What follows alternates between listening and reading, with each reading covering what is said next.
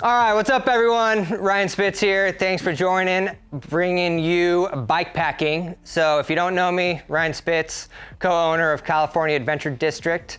And these are two of my buddies that have been with us on some adventures that we have done and adventures moving forward. Who are you? My name's Eric. I'm a videographer. I'm kind of a exceptional mid-pack runner and here to support these guys on their last adventure that we'll probably talk about, but I'm into gear and doing fun stuff, so that's who I am. That's right. Who are you? My name is Jasper Hudson. I own Jefferson State Adventure Hub. I've got the gravel bikepacking bikes that we took on the Odyssey trip.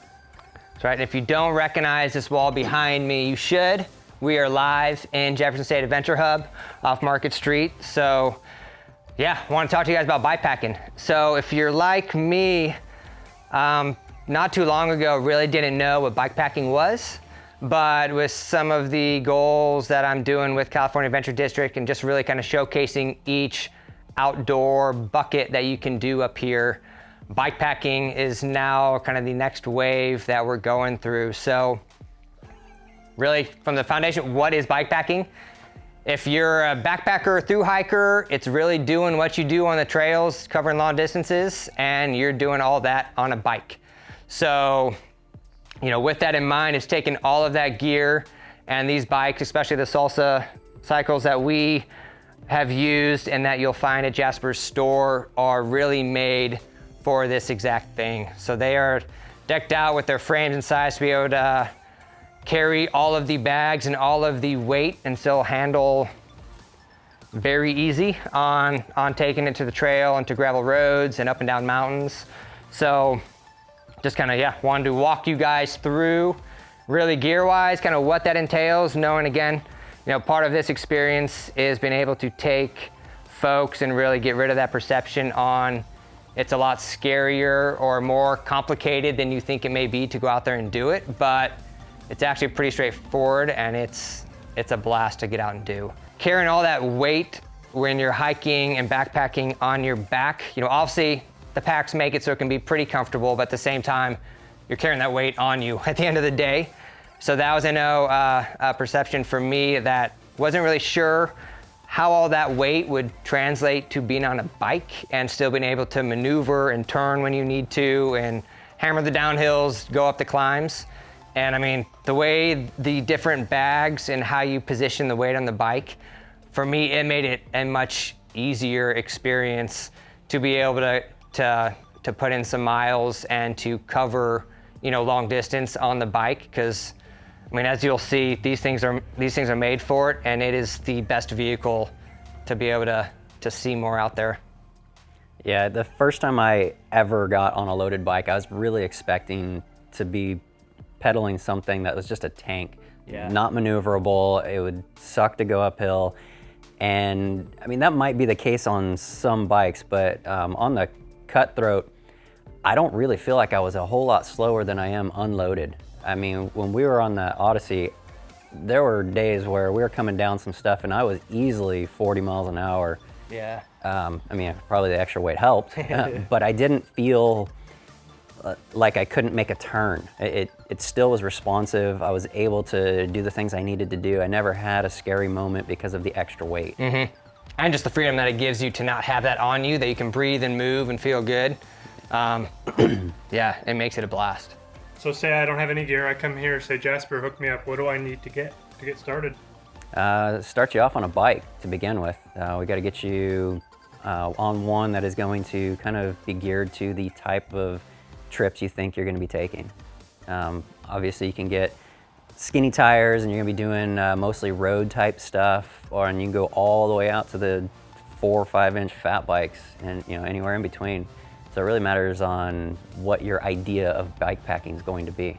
Yep. Because I know when we did the trip, so with the whole bikepacking thing, so again, similar to if you guys have seen the California Untamed 330, really took that dynamic and put it into the bikepacking world. So made a route 700 miles from Cave Junction, Oregon, down to Stinson Beach, California. And again, we don't do easy, so it took you right through the mountains, over 700 miles. So You know, with that, I know bike-wise, so Jasper hooked me up. I rode a Salsa Fargo, which I loved. I know the two bikes we have in front of us that you're looking at, we got a Bomb Track and then the new Cutthroat. So like Jasper said, he rode the Cutthroat. Yeah, I went with the Cutthroat because I've got some bike experience. I know that I can handle off-road a little more, and I didn't know what your experience level was at the time, so I put you on the Fargo, which is a little bit more forgiving on the rough off-road stuff. Yep.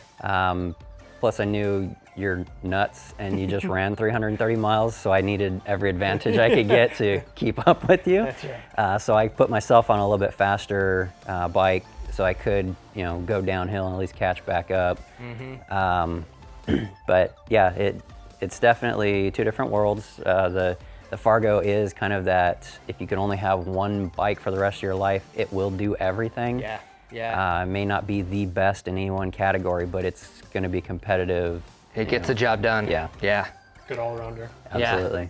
I mean, yeah, so gear-wise, so one of the episodes, we're gonna give you guys a full run-through on what gear to bring, whether you're doing an overnighter, you're doing a 14-day trip like we did, you're doing it in the summer, in the winter, really just the different dynamics that you would want to consider and think about doing. Kind of looking at, so again, from a simple gear standpoint, so, obviously similar to like through hiking or backpacking, your sleeping setup. So obviously there's different dynamics that people can do.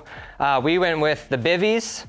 So a bivvy, in its most simplest term, was a tent. Kind of a cocoon tent is how I would classify my experience in it. So it is this guy, crazy light, super comfortable, keeps all the bugs and creepy crawlers out.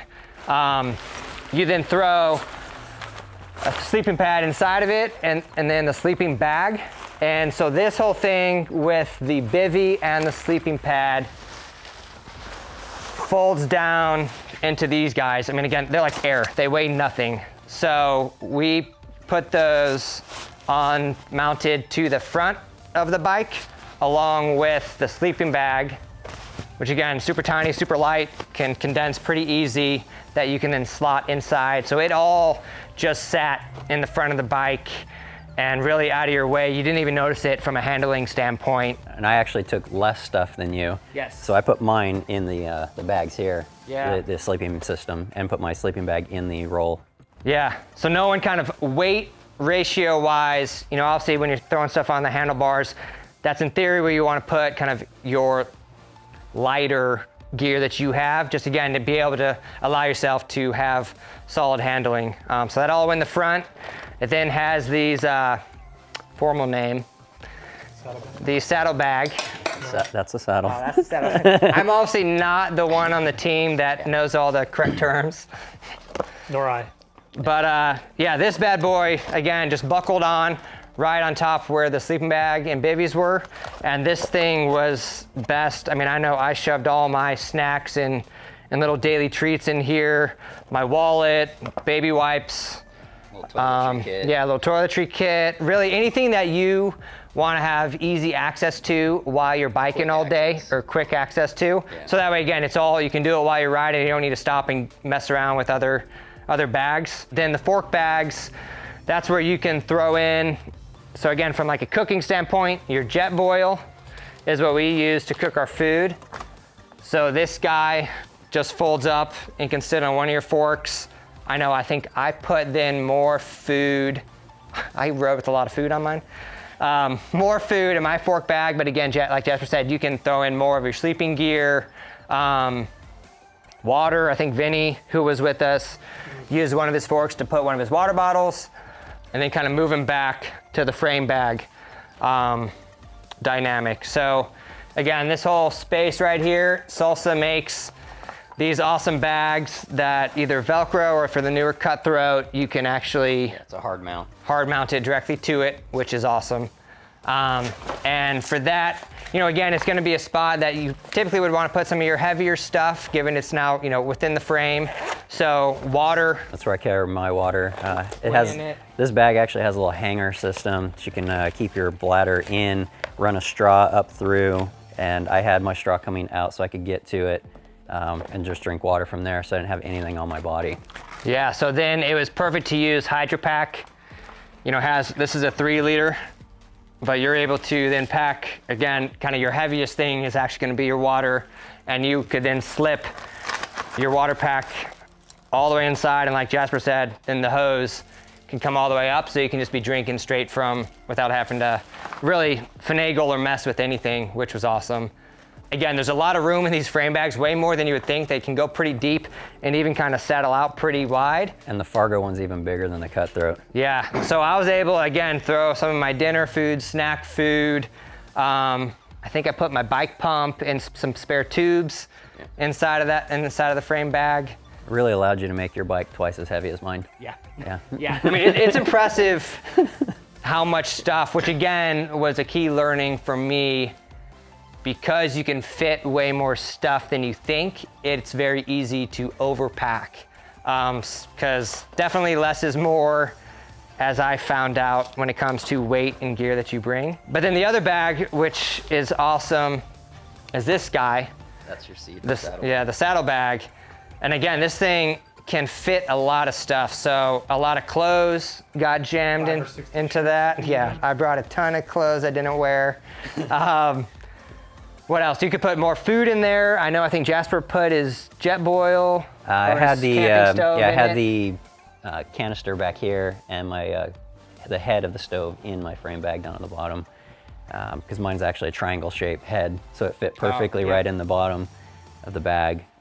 But I used the expandable part to get to my jacket when it would come on and off during the ride. Yeah. Because we were up and down so much, so high elevation, you get cold, you need that jacket, and then when you get down, it's hotter. Yep. So that thing was constantly coming on. Yep. And off. And again, you put batteries, lights, food, if I haven't said food already. Spare tubes. Tools for your bike. Yep.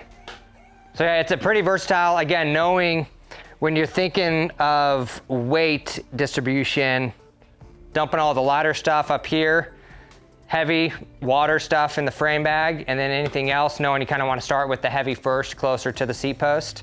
It can hold a ton, and then they even have these straps that you can now even strap additional stuff onto the top of it. So again, whether you had like a light jacket or a wind jacket that you only need to wear some of the times. And then this bag right here was another huge one too. So again, if you got either cash for when you hit markets, or I used it to keep more snacks. Snacks are very important. Yeah, some other tailwind stuff, really anything that chapstick, Vinny's toothbrush, any stuff that you need to get while you're biking, this thing is huge to keep it there. I know these feeder bags then, you can use them for like Gatorades from the gas station. Was something Jasper and I didn't have, but wished we did, because again, knowing, I think the main learnings with like the bike packing is you want stuff to easily be able to get to it, or as you dip into towns and markets or gas stations to get Gatorades or more snacks. Instead of having to now stuff it in your frame bags or spots that you really can't get to while you're riding, being able to have access directly in front of you, whether your phone or your GPS, or again, a Gatorade or a Coke if you bought it that you don't really have anywhere else good to put it. These things are golden that, I mean, you can put one on each side, and now that allows you to carry so much stuff with these. They close all the way, so depending what the weather's going on, you know, you can keep your things dry, and they can hold a lot to them. Yeah. I think one of the cool things that separates it from backpacking is just how much more ground you can cover. I mean, you can go on much grander adventures as we did with 700 miles, but even smaller weekend trips, you can go farther. You can see more. Yeah.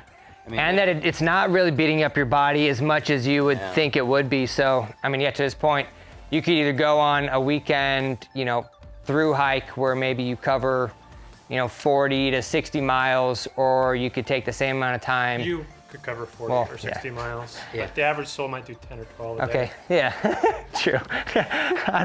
my scale's a little skewed. Yeah.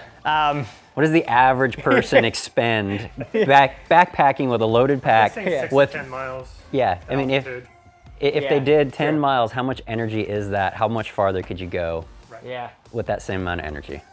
But I mean, yeah, it's a cool dynamic that, you know, you can have a route formally planned where you have these set campgrounds, or you're gonna go stay in a motel, or if you got your wife with you, a bed and breakfast. By the way, that is a good trip. You don't have to be macho all the time. But it does let you be very versatile on, I mean, you can just be biking and covering some miles, and then you find a cool spot to set up camp. Yeah. You got everything on you that you need, and you can now just build your little campground, hang out, and the next day hop back on your bike and either keep going or now go return back to your car. You know, around here, given we have access, you know, by car, Lassen, Mount Shasta, you know, kind of any direction you go, you don't have to go very far out to kind of immerse yourself pretty remotely. So, you know, being able to, if you just got a weekend, day one is going out, hit up camp, and then just turn around the next day and come back, and you can do a lot of very easy, simplified 1 day, 2 day trips on these things. That is a blast. And again, I think it just gets you into places that you typically wouldn't get to because it's too many miles on foot to try to get there, or you don't have a vehicle that can get you there, or you don't have the time to go on this 14-day trip, but you can have the same experience in 24 hours. With what we have around here, there's so much easy access. If you have zero fitness level, you can drive 30 minutes, ride your bike for 5, maybe 10 miles, which might be the extent of what you're capable of, and still be in a gorgeous area. Yeah. I mean, if you're just an absolute beginner, out of shape, think you can't do it, that's not the truth. So yeah, so over the next couple of weeks, we're gonna be, again, just giving you guys some more info in the bikepacking world. So coming out next week, we're gonna be talking gear and setup. So again, just diving in a little bit deeper to types of gear, what your options are from a cost-effective standpoint, if you want the really nice, sweet stuff. And I know if you're already kind of thinking of bugs planted and either you don't have a bike or you're like, damn, that looks sick, I need to upgrade my bike, that's where I employ you to come down to Jefferson State Adventure Hub and talk to this guy. Where are you? We're on 872 North Market, just south of S.J. Denham, the Jeep dealership. Yep. So yeah, that's connected right to Pettigo. So while you're, come here, rent an e-bike, go to the bank, get your cash, come back, buy a bike. That's a pretty simple setup, I think. That works for me. But yeah, hope you enjoy, stay tuned.